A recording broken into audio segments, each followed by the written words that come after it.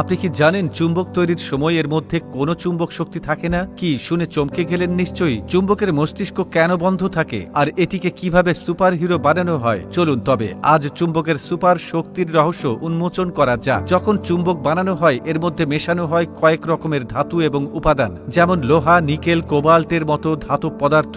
এগুলোকে চুল্লিতে ঢেলে উচ্চতাপে ঘুরিয়ে ভালোভাবে মেশানো হয়। এরপর গলিত তরল ধাতুর মিশ্রণকে ছাঁচে ফেলে চাহিদা মতো চুম্বকের আকৃতি দেওয়া হয়।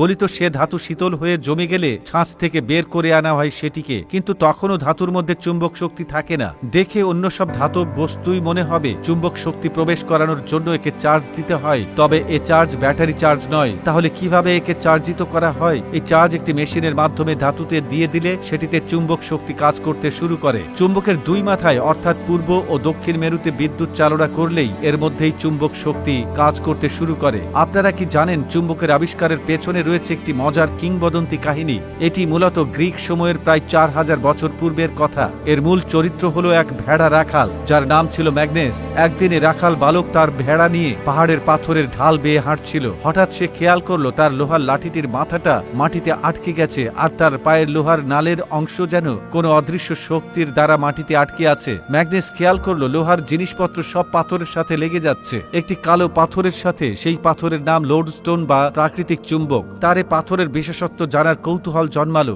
মূলত ম্যাগনেসের নাম থেকেই ম্যাগনেট নামটির জন্ম। মানুষ প্রথম চুম্বকের শক্তি ধারণা পায়, যা পরবর্তীতে বিজ্ঞানের এক গুরুত্বপূর্ণ আবিষ্কার হিসেবে স্বীকৃতি পায়। কিন্তু আমরা এখন যে চুম্বক দেখতে পাই এবং ব্যবহার